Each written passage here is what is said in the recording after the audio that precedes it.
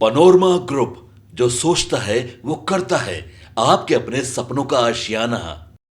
नमस्कार, आप देख रहे हैं सिटी पोस्ट लाइव। मैं हूं सृष्टि राज। बिहार विधानसभा चुनाव 2025 के दूसरे और अंतिम चरण में वोटिंग आज सुबह 7 बजे से शुरू हुई थी और इस चरण की खासियत यह है कि इस चरण के नतीजे से राज्य की सत्ता की दिशा और दशा दोनों तय हो जाएगी। दोपहर 3 बजे तक मिले आंकड़ों के अनुसार कुल 60.40% मतदान दर्ज किया गया है।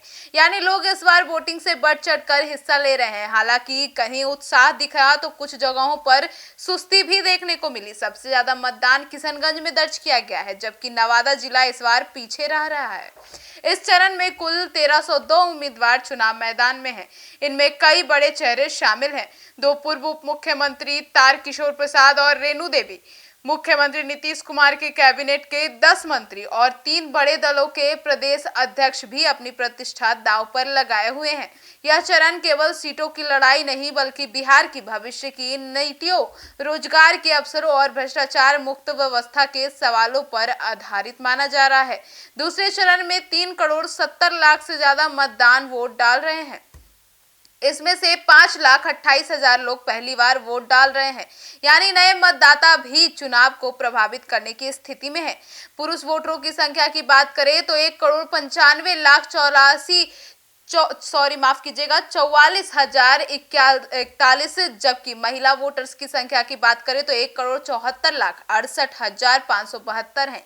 यह देखना दिलचस्प होगा कि इस बार महिलाओं का रुझान किस ओर झुकता है, और क्योंकि पिछले कुछ चुनावों से बिहार में महिला वोटर प्रतिशत लगातार बढ़ रहा है, तो अब यह निर्णायक भूमिका में हो सकता है। राजनीतिक हलकों में इस चरण की सीटों को लेकर काफी चर्चाएं तेज है। इस सीट और पूरी तरह मुकाबले वाली है, जहां हर वोट की अहमियत है। वहीं कुछ इलाकों में जातीय समीकरण, स्थानीय मुद्दे और उम्मीदवार की छवि निर्णायक भूमिका निभाने वाले हैं। ग्रामीण इलाकों में आज भी सड़क, अस्पताल, बिजली, आवागमन और रोजगार सबसे बड़े मुद्दे बने हुए हैं। बिहार कांग्रेस अध्यक्ष और कुटुंबा से उम्मीदवार राजेश राम ने मतदान करने के बाद बड़ा दावा भी किया। उन्होंने कहा कि महागठबंधन का हाव भाव बदल चुका है, जनता के तेवर भी बदल गए हैं। पिछले 20 साल से चली आ रही सरकार को अब अलविदा कहने का समय आ चुका है। उन्होंने यह भी कहा कि लोग बदलाव के मूड में हैं और इस बार महागठबंधन की सरकार बनने जा रही है।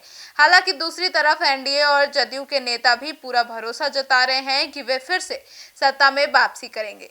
दोनों गठबंधन अपनी अपनी तरफ से विकास, कानून व्यवस्था, सामाजिक स्थिरता और योजनाओं के लाभ को मुद्दा बनाकर जनता के सामने आ गए हैं। कुल मिलाकर मतदान प्रतिशत से यह साफ है कि जनता इस बार चुप नहीं है। चुनाव केवल नेता चुनने का नहीं, बल्कि बिहार का आगे का रास्ता तय करने का है।